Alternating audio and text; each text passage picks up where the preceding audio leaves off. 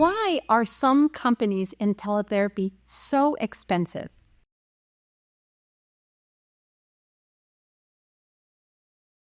Hi, my name is Janet Courtney, and I'm the CEO and founder of Lighthouse Therapy. And Lighthouse Therapy is a teletherapy company. We provide online therapy services to schools. I am the CEO, like I said, and I have been a speech-language pathologist for 30 years.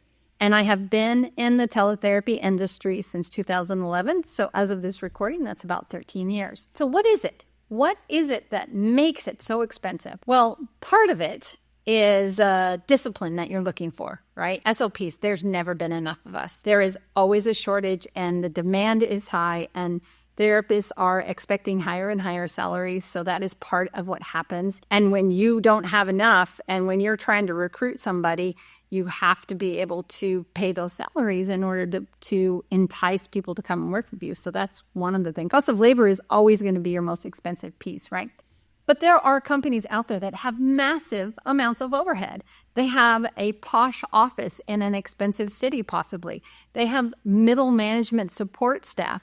They have expensive platforms. All of those things cost money, and those things are going to be passed on to you as the person that is contracting with them to provide those services. The other piece of it is investors. If you're a company that has taken on investors, venture capital money, lots of debt, all of that has to be serviced, or there's a board of directors that has to be answered to and make sure that there shows a significant profit in order for them to recoup the money that they feel like they've invested. And when they have investors, that also will drive up the cost of services. Finally, recruiting efforts. Like I was saying, you have to have the therapist. It really depends on when you come and ask for services. You are better off as a school planning for the fall.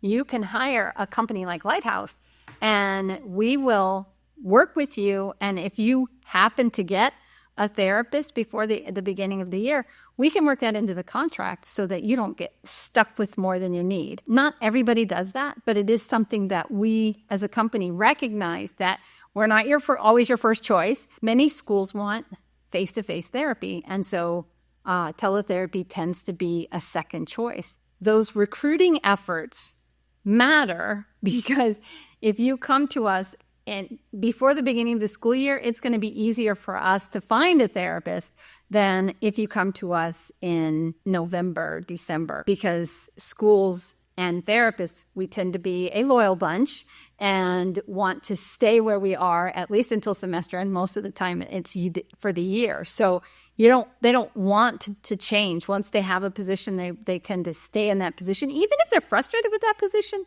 they'll stay until the semester, until the end of the school year. So you're much better off, and your prices will be better if you plan ahead and use teletherapists sooner rather than waiting until September, October, November to look for a therapist. And now you've got compensatory to makeups to do.